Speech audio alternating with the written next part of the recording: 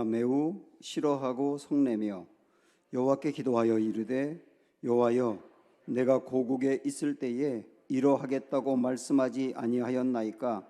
그러므로 내가 빨리 다시스로 도망하였사오니 주께서는 은혜로우시며 자비로우시며 노하기를 더디하시며 인애가 크시사 뜻을 돌이켜 재앙을 내리지 아니하시는 하나님이신 줄을 내가 알았음이니이다.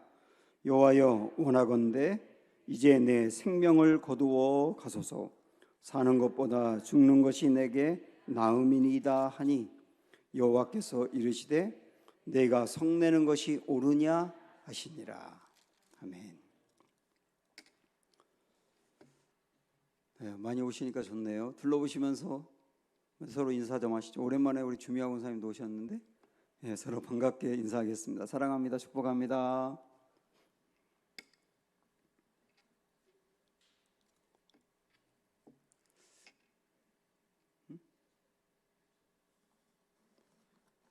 지난주 설교 말씀 중에 제가 이 말씀 드린 것을 아마 기억할 겁니다. 그 성숙한다는 게 뭐냐? 성장했다는 게 뭐냐? 울고 우는 이유가 달라지는 거다. 그런 말씀을 드렸어요. 그 사람이 우는 이유가 바뀌는 거, 웃는 이유가 바뀌는 게 성장이거든요. 여기서 운다고 할 때 왜 우느냐 하면 슬퍼서 우는 것도 있지만 화가 나서 우는 것도 있어요. 정말 마음에 막 격동이 일어나며 너무 화가 나가지고 주체하지 못해서 막 우는 경우가 있거든요. 그러면 우는 이유가 달라지는 게 성장이라고 한다면 화나는 이유가 달라지는 것도 성장인 거죠, 사실은. 오늘 이 요나가 화를 내거든요. 1절을 한번 보시면 요나가 매우 싫어하고 성내며 그랬어요. 싫어한다는 말이 불쾌하다는 뜻인데 요나가 불쾌해하며 성을 냅니다. 화를 내거든요. 왜 화가 났느냐? 바로 그 앞에 있는 3장 10절을 보시면 화가 난 이유를 알 수 있거든요. 하나님이 그들이 행한 것 곧 그 악한 길에서 돌이켜 떠난 것을 보시고 하나님이 뜻을 돌이키사 그들에게 내리리라고 말씀하신 재앙을 내리지 아니하시니라. 그래서 불쾌하고 화가 났다는 거예요. 요나가 니느웨 성으로 가서 사람들에게 하룻길 정도 다니면서 말씀을 전했지 않습니까?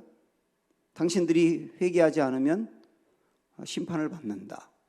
그 말씀을 듣고 어찌된 일인지 니느웨 사람들이 왕부터 신하까지 대대적으로 금식하면서 회개를 했거든요. 뭐 온전한 회개는 아니지만요. 근데 그 모습을 보고 하나님이 그 나라에 내리려고 했던 재앙을 멈추고 용서와 자비를 베풀어 그들이 회복되었습니다. 그것을 보고 화가 났다는 거예요. 사실 하나님은 어떤 때 보면 하나님의 말씀이 얼마나 강력한지 이 말씀으로 한 도시가 변하기도 하고 한 나라가 송두리째 변하기도 합니다.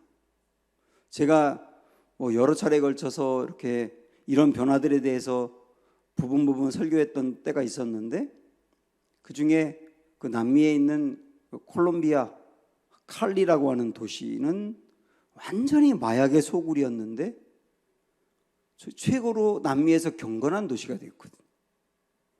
그리고 그 과테말라 아몰론가라고 하는 그 지역도 완전히 버려진 땅이었는데 죄가 너무 극심해서 그 15,000명밖에 살지 않는 나라의 그 도시에 사람들이 하루에 한 명씩 살해가 될 정도로 엄청난 땅이었는데 그것이 완전히 변해가지고 선교 단체들이 와서 거기서 본부를 두고 나라가 변하고 그 지역이 변하고 땅도 변해서 농사가 잘 되고 그리고 그 살인이 멈추고 죄악이 멈추는 이런 일도 있었어요.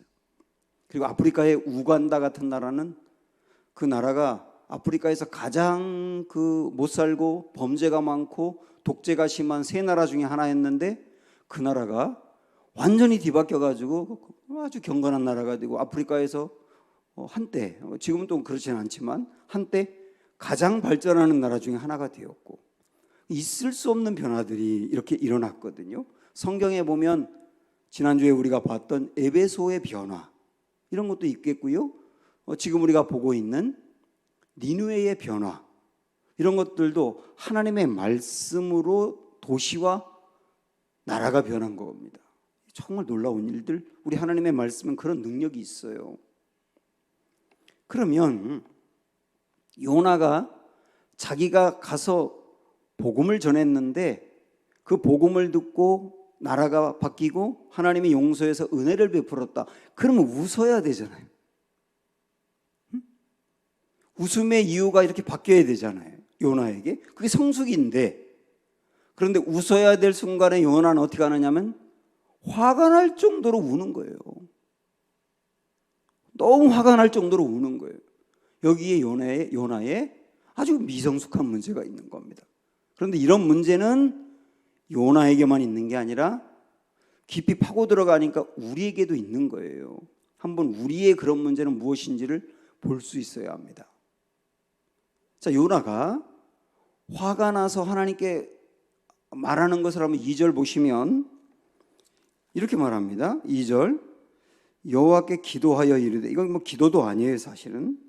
여호와여, 내가 고국에 있을 때에 이러하겠다고 말씀하지 아니하였나이까. 하나님, 제가 말씀했잖아요. 니느웨가 변할 거라고, 하나님이 니느웨를 용서할 거라고 제가 그렇게 말씀했잖아요. 그래서 이어서 뭐라고 말하느냐면, 그러므로 내가 빨리 다시스로 도망하였사오니. 제가 그래서 다시스로 도망한 거 아닙니까? 제가 니느웨에 가서 말씀을 전하면 니느웨 사람들이 회개하고 하나님이 그 나라를 용서할 것 같아서 제가 그게 싫어서 다시스로 도망갔던 거 아닙니까? 근데 하나님이 저를 잡아가지고 다시 살려놓아가지고 가게 만들어서, 보세요, 제가 얘기했던 대로 니느웨가 이렇게 변했잖아요. 하나님이 이렇게 용서하셨잖아요. 그러면서 이어서 뭐라고 말합니까? 주께서는 은혜로우시며 자비로우시며 노하기를 더디하시며 인애가 크시사 뜻을 돌이켜 재앙을 내리지 아니하시는 하나님이신 줄을 내가 알았음이니이다. 이게 하나님의 성품이거든요. 은혜로우시고 자비로우시고 노하기를 더디하시고 인애가 크시고 재앙을 내리려고 결정하셨다가도 뜻을 돌이켜 그들에게 용서를 베푸시는 하나님, 그분이 하나님이시거든요. 이 하나님의 성품을 요나는 정확히 알았던 겁니다. 자, 그런데 여기 요나의 문제가 뭐냐면, 한번 잘 들어보세요.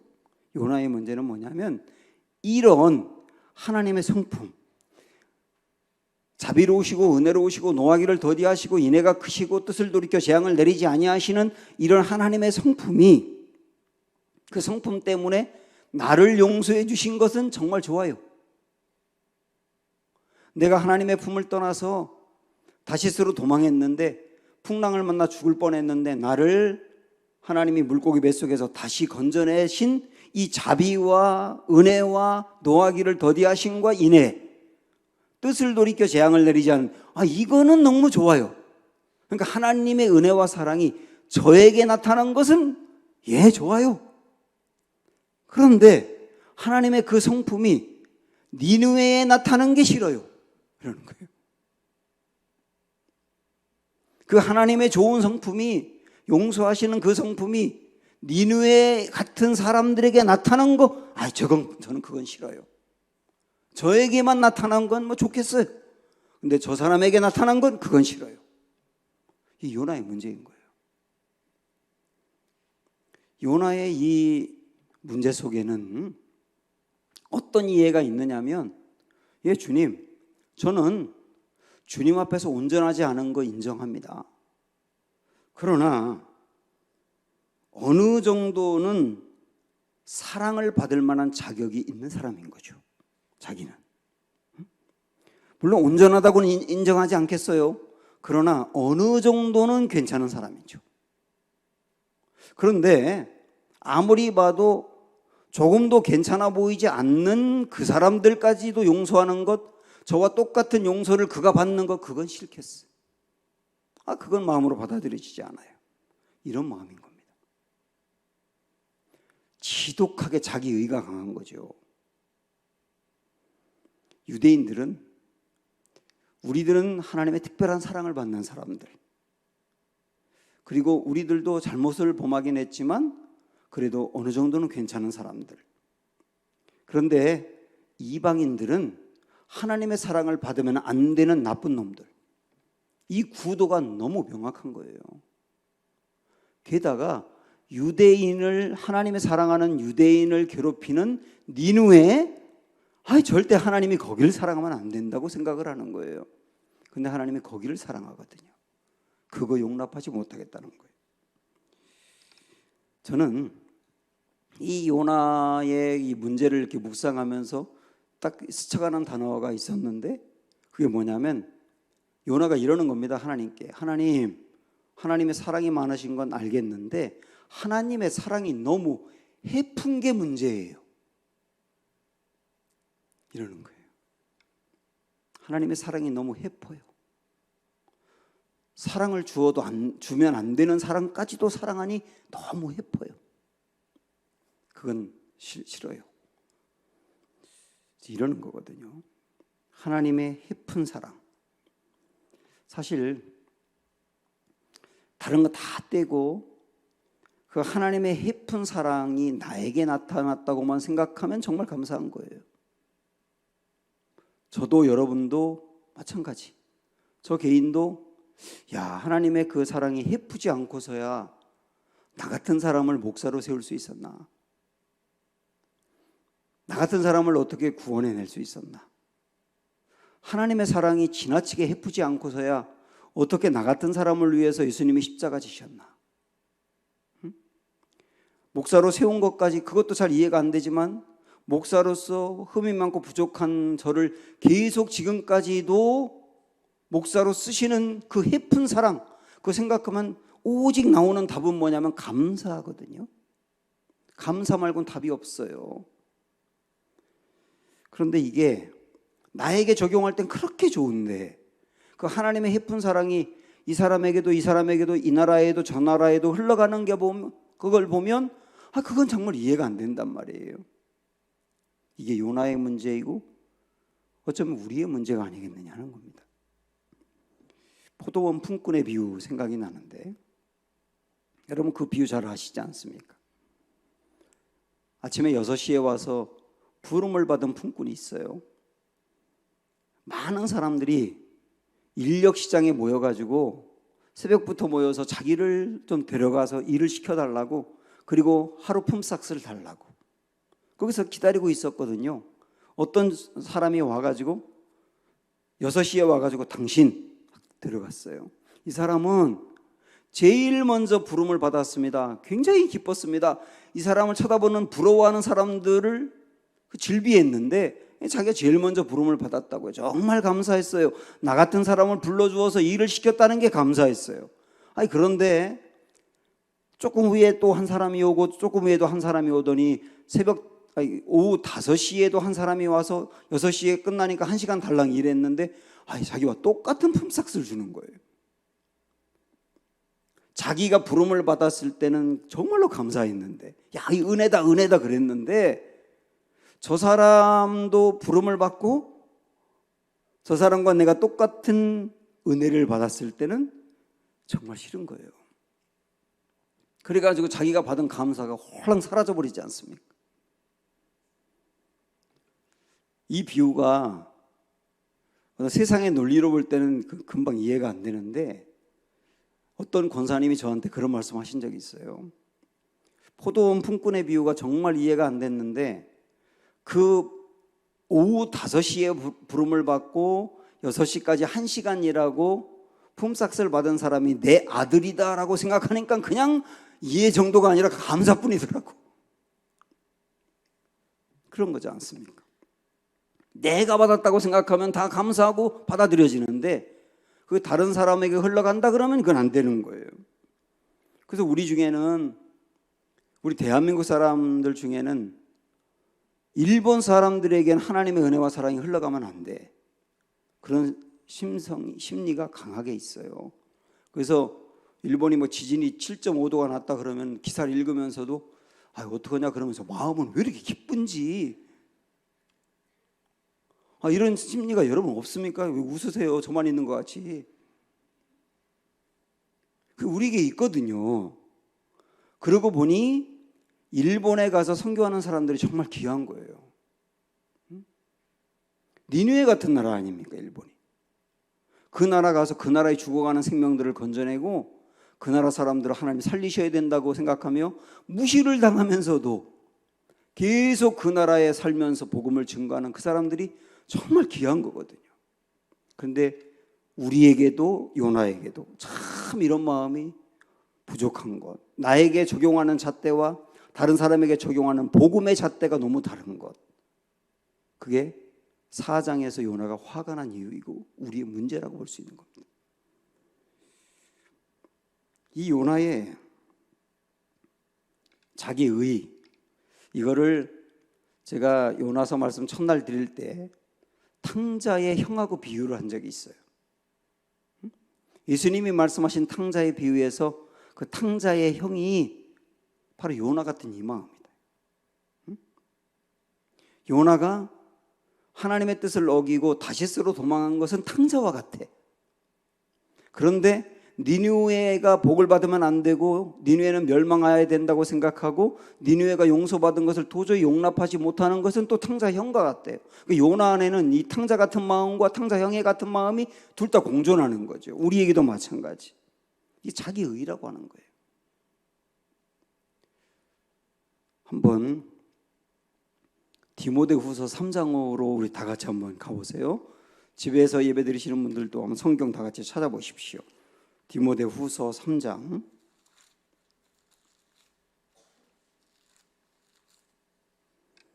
신약성경 345쪽.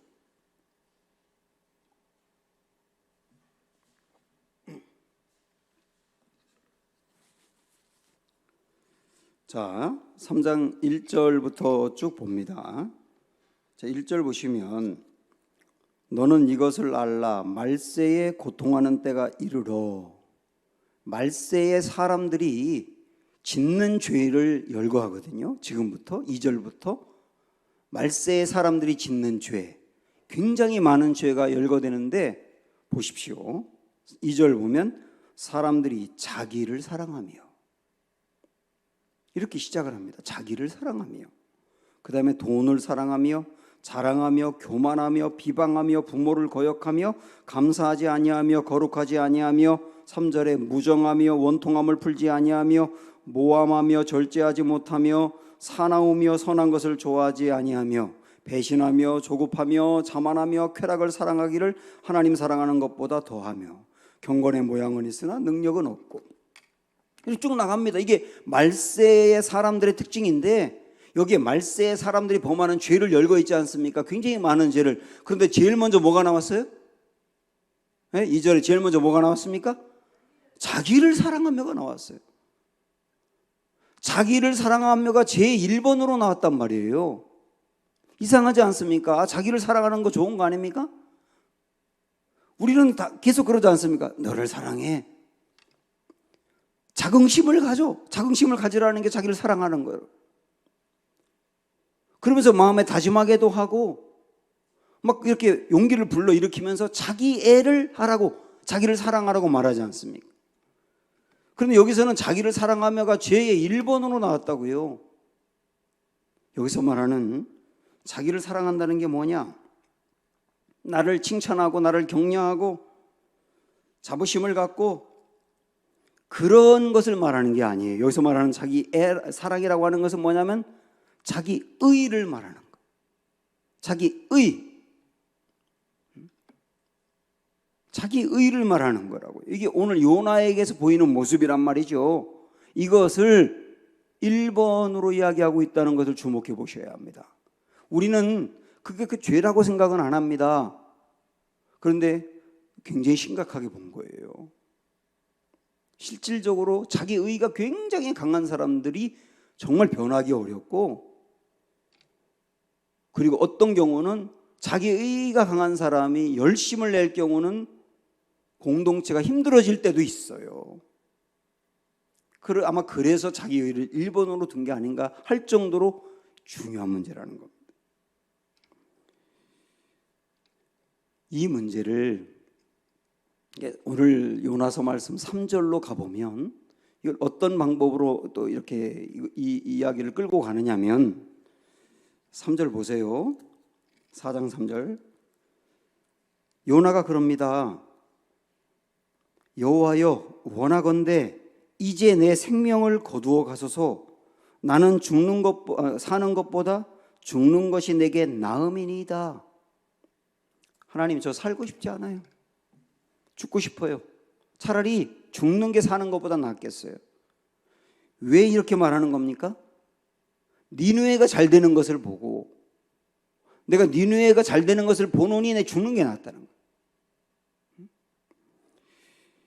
여기서 요나가 갖고 있는 우상을 봅니다. 우상이 뭔지 아세요? 그것 때문에 죽고 싶다고 하는 게 우상인 거예요. 그게 없어서 죽고 싶다. 그것도 우상이고, 그게 없어서 내 삶의 의미가 없다. 그것도 우상이고, 그것에 내 온통 인생의 의미를 둔다도 우상이고, 정말 그것 때문에 살고 싶은 마음이 없어. 우상이에요, 이게. 그러고 본다면 요나에게 있는 우상은 뭐냐면 민족이라고 하는 문제입니다. 내 민족이 번영해야 되고 안전하고 잘 돼야 돼.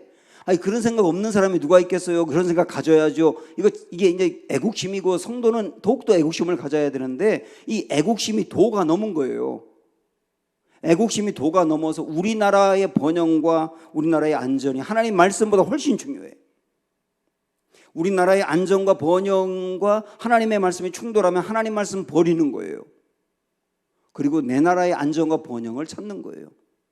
이게 민족 사랑인데, 민족 사랑이 도가 넘은 우상의 모습으로 나아간 거라고요. 결국 요나의 문제는 우상의 문제예요.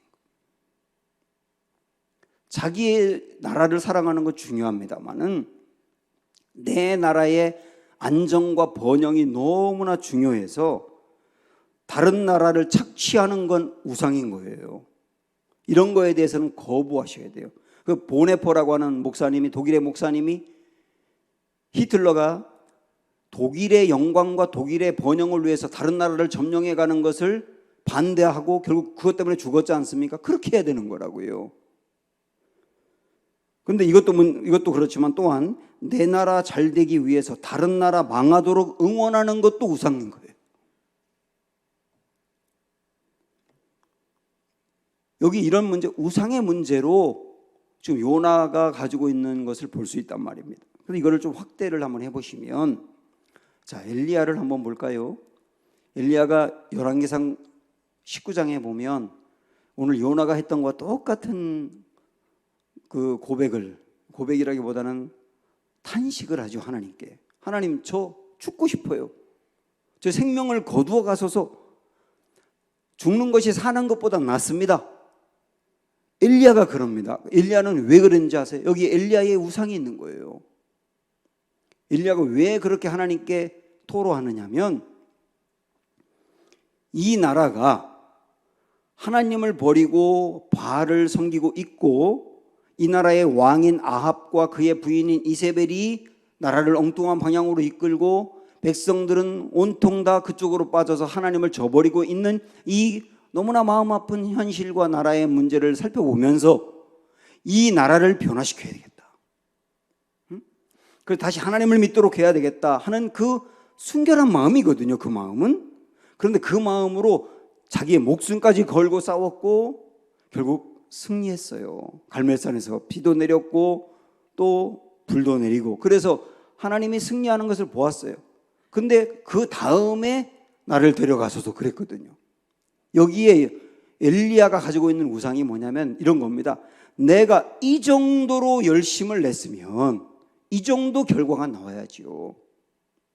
이만큼 열심을 내었는데도 이만한 결과가 나오지 않은 것을 보면서 내 생명 거두어 가세요. 차라리 나 죽는 게 사는 것보다 나아요. 이렇게 말한 거거든요. 여기에서 엘리야의 우상이 뭐냐면 자기 열심이라고 하는 거예요. 자기 열심. 우리 안에 이런 우상들이 굉장히 많습니다. 그것 때문에 삶의 의미를 잃어버리고 죽고 싶고 그런 것들 얼마나 많습니까? 자기 자존심이 무너지는 것 때문에 살고 싶지 않을 때 유독 그것이 강한 사람은 그 자존심이 우상이라고 하는 거예요. 나의 자녀들이 저 사람 애들보다 더 안 되는 것을 보면서 정말 밥맛 떨어지고 삶의 의미도 없고 그런 걸 바라볼 때 겪는 그 마음의 고통, 이게 내 자녀에게 너무 도가 넘는 사랑으로 빠져 있는 거예요. 학교 다닐 때 공부도 지지리도 못하던 제가 나보다 왜 더 잘 살고 있는 거야? 그게 도저히 납득이 안 돼서 이게 내 삶이 흔들리기까지. 아니 고등학교 때 공부 못하고 잘 살면 안 되냐고? 공부 잘하고도 못 살 수 있는 거고 공부 못하고도 잘 살 수 있는 거지. 기준이 그 사람의 인생의 공부냐고요. 그런데 이런 것들이 우리에게 참 많단 말입니다. 다 포함해서 우상이라고 할 수 있는 거예요. 근데 우리는 우상을 자꾸 하나님 외에 다른 신, 다른 종교 이런 데로 국한하고 있는데 사실 성경에서 말하는 우상을 이렇게 깊이 파고들면 작은 우상들이 정말 많습니다. 우리 인생에. 큰 우상에는 넘어지지 않아요. 여러분 중에 불교로 갈 사람이 누가 있겠으며 갑자기 이슬람교 믿고 그러면서 여기 머리에 뭐 뒤집어 쓰고 그럴 사람이 누가 있겠냐고. 우린 큰 우상에 빠지지 않아요. 근데 작은 우상들이 매일매일 우리와 싸우는 것들입니다. 요나서 2장 8절 한번 보시겠어요? 요나서 2장이 요나가 물고기 뱃속에서 기도하는 내용인데 8절에 이런 기도를 했습니다. 거짓되고 헛된 것을 숭상하는 모든 자는 자기에게 베푸신 은혜를 버렸사오나. 이 요나의 기도 중에 있는 내용인데 여러분 이 말씀을 다시 읽어보면 이게 누구를 생각하면서 이렇게 요나가 기도할까 한번 생각을 해보십시오. 요나가 기도할 때 생각한 게 분명히 있어요. 거짓되고 헛된 것을 숭상하는 모든 자는 자기에게 베푸신 은혜를 버렸사오나. 누구 생각했을까요? 자기 자신 생각했을까요? 내가 우상에 빠져 있군요. 그거 생각했을까요? 아니요. 요나가 이 기도를 할 때 그가 생각한 것은 니느웨예요. 니느웨 사람들이 우상에 빠져 있다. 그 우상에 빠져 있는 그 니느웨의 우상 숭배를 지적을 한 거거든요. 그런데 요나 안에 자기 안에 있는 우상을 보지 못한 거예요. 만약에 2장에서 8절에 이런 기도를 하면서 요나가 자기를 생각했다면 나에게도 민족이라고 하는 우상이 있군요. 이게 나의 문제군요라고 분명히 여기서 깨달았다면 4장에 넘어가서 성내는 게 아니라 요나는 니느웨가 변한 걸 보면서 박수치며 기뻐했을 거예요.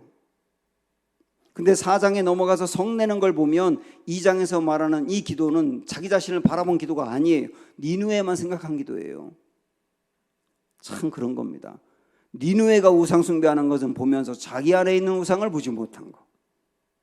오늘 우리들도 다른 우상 숭배를 보면서 내 안에 있는 이런 작은 우상들을 보지 못하는 거, 이런 것들이 얼마나 많은가라고 하는 것을 깨닫게 하는 말씀입니다.